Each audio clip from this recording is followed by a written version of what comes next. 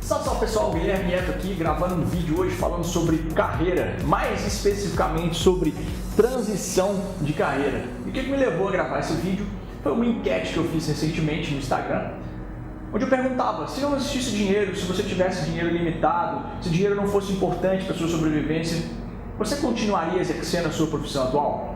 E para minha surpresa, 50% das pessoas que responderam a enquete disseram que não continuariam. Isso me mostrou que grande parte das pessoas hoje em dia não estão 100% satisfeitas no mercado que atuam, na profissão que escolheram. Então eu resolvi gravar esse vídeo falando sobre alguns passos que você precisa entender, coisas que você precisa compreender. E eu criei 7 passos para você conseguir entender sobre carreira. E caso você pense em transicionar de carreira, 7 passos que você pode seguir, que você precisa compreender antes de tomar a sua decisão de fato. Então fica ligado, porque vem muita coisa legal aí.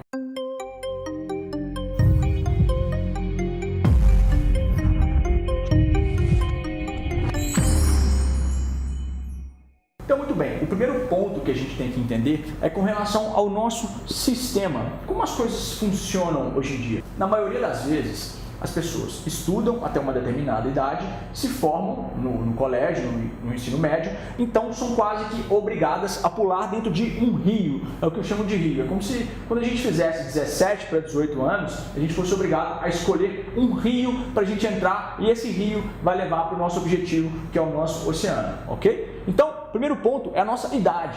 Com 17 para 18 anos, muitas vezes nós não temos a maturidade suficiente, nós não sabemos se de fato aquela profissão é aquilo que nos completa, nós não sabemos se nós temos capacidades e habilidades de fato que vão nos ajudar, se nós não sabemos de fato se aquela rotina daquela profissão vai nos completar de fato. Então a gente ingressa numa faculdade, numa universidade, num curso técnico e passamos ali no mínimo 4 anos da nossa vida estudando e nos capacitando para então exercer uma profissão. Segundo ponto, a gente sai da universidade, sai da faculdade, então vai buscar o mercado de trabalho, buscar onde colocar em prática. E com isso já se passou mais tempo, ok? Então, no mínimo, você ficou 4 anos estudando e agora você ingressa no mercado de trabalho. Estou falando no mínimo, tá? Porque hoje em dia a maioria dos cursos você vai ter que fazer uma especialização, você vai ter que fazer uma prova, você vai ter que fazer um estágio. Então, no mínimo 4 ou 5 anos você vai passar. A partir do momento que você forma, você começa a viver a rotina daquele trabalho. Só que de repente, você vê que aquilo dali não é uma coisa que te completa 100%. Você não está 100% feliz. Porém, você olha para trás, você vê o tempo que você fez, você vê o dinheiro que foi investido e você pensa, poxa, será que eu vou ter que recomeçar tudo de novo? E por coerência, um gatilho mental que afeta todos nós chamado de coerência, tá? A gente tenta sempre agir baseado em uma coerência. Muitas vezes, por coerência, nós não temos a coragem de buscar um recomeço. Então a gente fica dentro desse rio, mesmo sabendo que esse rio não é o rio que vai nos levar para o nosso oceano, ok? Então esse é o nosso sistema. Nós somos obrigados a escolher uma profissão muito cedo, passamos um tempo dedicado. Por coerência, muitas vezes, não queremos sair, não temos a coragem de recomeçar, ok? O segundo ponto, todo esse sistema faz gerar em nós muitas crenças limitantes. Quando você chega em um ponto do seu rio que você, às vezes, não se encontra satisfeito, como foi na pesquisa que eu realizei na enquete do Instagram, que eu vi que 50% das pessoas não estavam satisfeitas, as pessoas começam a se deparar com algumas crenças limitantes. Você vai conversar com essas pessoas e fala, poxa, mas por que você continua nessa carreira? Por que você não pode escolher mudar de carreira, trocar de rio, sair desse rio que você está, escolher um novo rio que vai te levar para o seu oceano? E as pessoas começam a me mostrar algumas crenças limitantes que eu vejo que são apenas crenças que realmente estão segurando essa pessoa e não estão deixando que essas pessoas enxerguem novas possibilidades. Quantos de vocês não escutaram já expressões de pessoas? Ah, eu estou muito velho para começar uma nova carreira. Ou então, nós estamos num momento de crise, eu acredito que nesse momento de crise não seja a melhor opção para eu investir em uma nova carreira. Ou então, as contas não param de chegar, não posso arriscar uma nova carreira porque hoje eu tenho uma certeza, eu tenho uma segurança no meu bolso porque eu já tenho o meu trabalho, eu já tenho o meu salário. Ou então, trabalhar é um mal necessário. Ou então, Não dá pra gente fazer o que a gente ama e ganhar dinheiro. Isso tudo são crenças limitantes, são crenças que nós adquirimos porque a gente ouve as pessoas falando, a gente não para pensar que a nossa vida é repleta de possibilidades.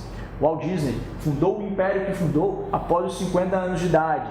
Roberto Marinho fundou a Rede Globo após os 50 anos de idade. Então, o que pode te limitar a dar um novo passo, a querer buscar um novo caminho e viver uma plenitude também na sua carreira, não é mesmo? Então, esse é o segundo ponto. Identificar que o sistema que a gente é obrigado praticamente a seguir é responsável por gerar muitas crenças limitantes na gente. Quando a gente percebe que a gente não fez alguma escolha correta ou alguma escolha que faz sentido para a gente simplesmente fica preso nesse sistema e as nossas crenças limitantes muitas vezes não permitem que a gente abra os nossos horizontes e busque novos caminhos. Vamos agora então para o terceiro ponto que a gente precisa entender, que é chamado de ciclo de carreira. Nós temos que entender que eu, enquanto pessoa, exerço um papel profissional, como se existissem dois eus, um eu pessoal e um eu profissional, de modo que o meu eu profissional ele só existe para satisfazer os meus desejos, os meus anseios, as vontades do meu eu pessoal.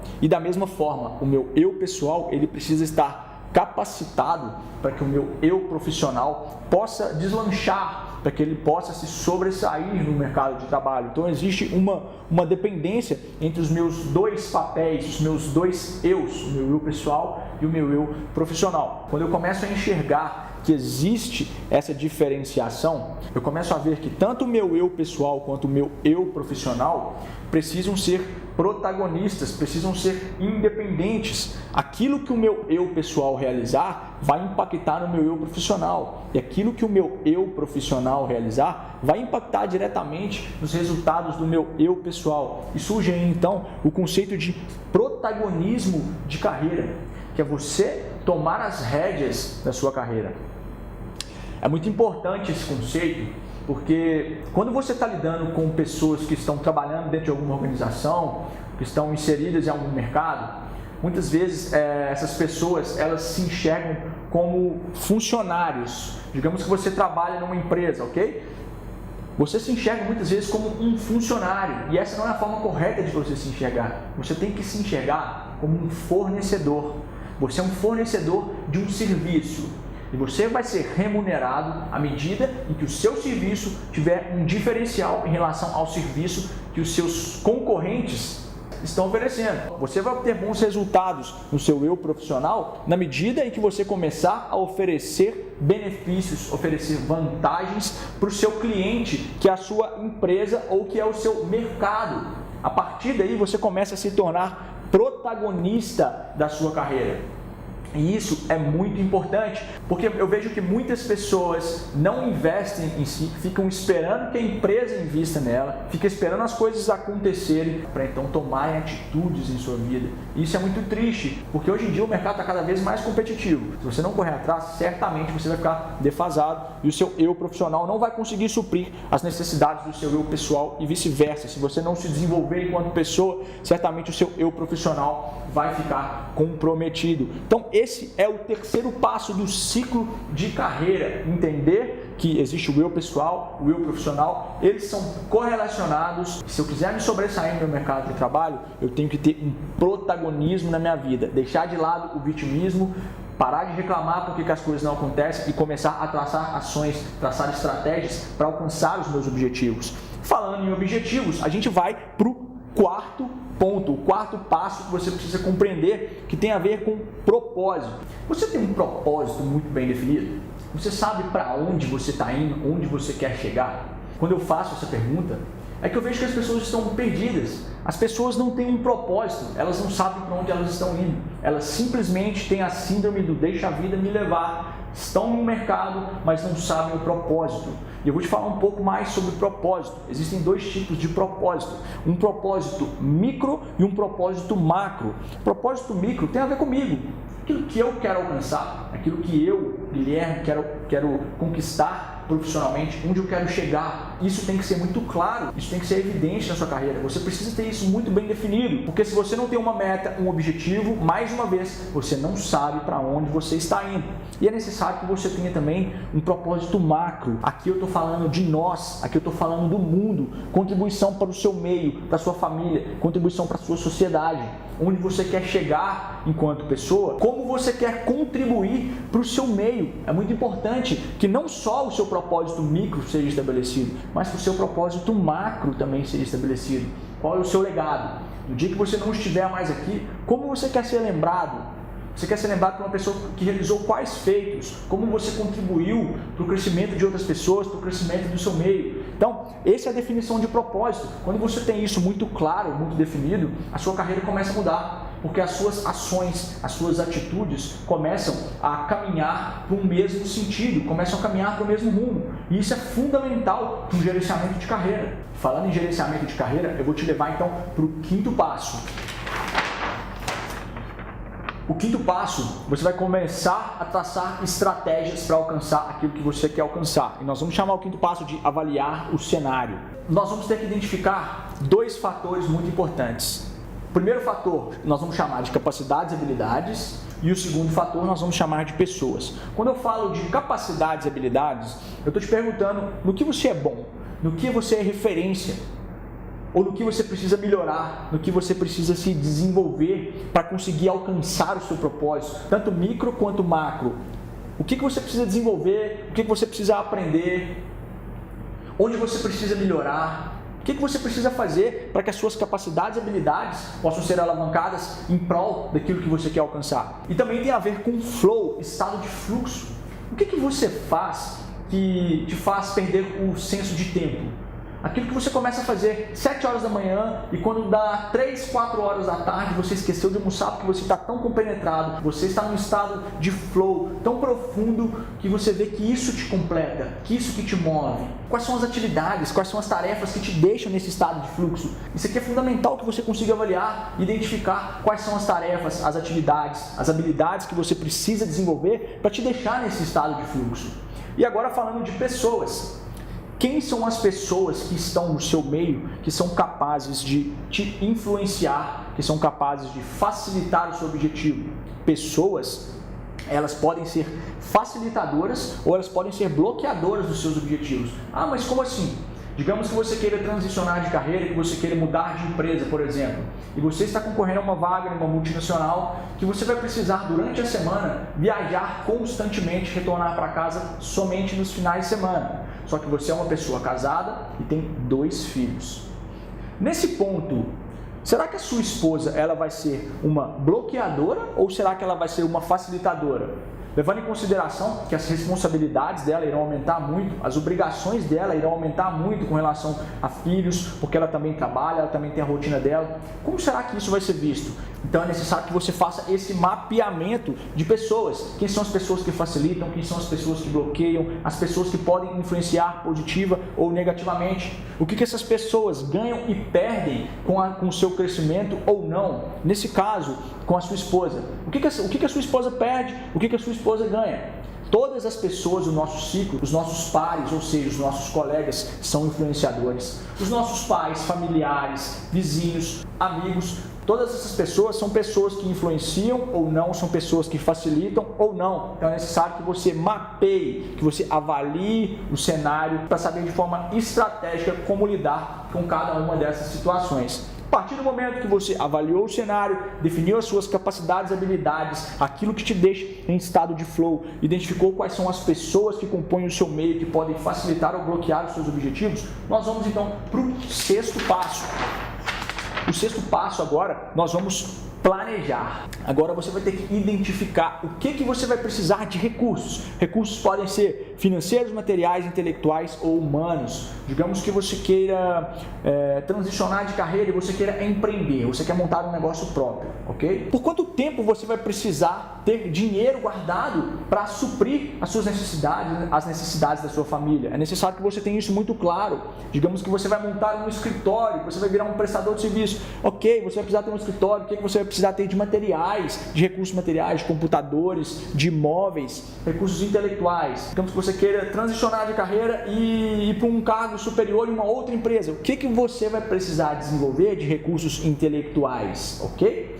For montar alguma coisa, recursos humanos, qual tipo de pessoas você vai precisar? Quem são essas pessoas? Como essas pessoas podem agregar ou não? Aqui você já começa a fazer o seu planejamento, você começa a listar tudo aquilo que você vai precisar. Quando você começa a listar tudo aquilo que será necessário, o seu plano começa a ficar mais claro.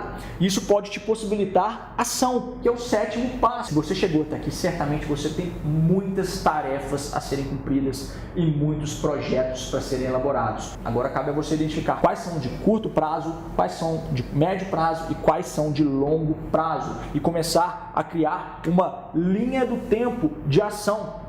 O que você pode fazer hoje que vai te aproximar um pouco mais do seu objetivo amanhã? E amanhã, o que você pode fazer que vai te aproximar ainda mais do seu objetivo na próxima semana? E por aí você segue nesse caminho, sempre extraindo novas ações. Você pode falar, Guilherme, mas isso é muito difícil, isso é muito arriscado.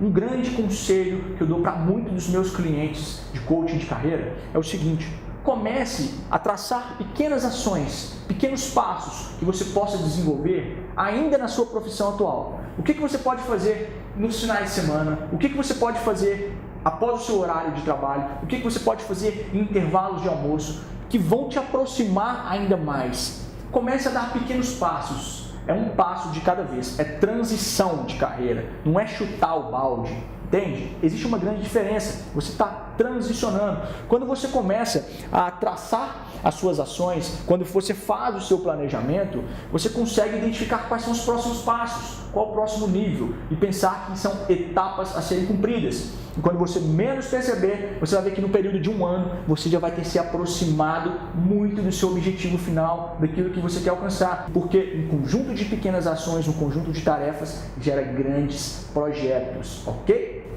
Fez sentido para você? Eu espero que tenha feito muito sentido. Eu espero que esse vídeo possa ter clareado a sua ideia com relação à transição de carreira, tudo aquilo que você precisa fazer, tudo aquilo que você precisa compreender para fazer uma transição de carreira de forma segura. Legal? Se fez sentido, então, te convido a se inscrever no canal do YouTube, seguir nas redes sociais e ficar por dentro de muito mais conteúdo com relação ao desenvolvimento humano, com relação à alta performance, com relação à carreira e muito mais. Te espero nos próximos vídeos e muito obrigado por você que ficou até aqui. Um grande abraço e até lá.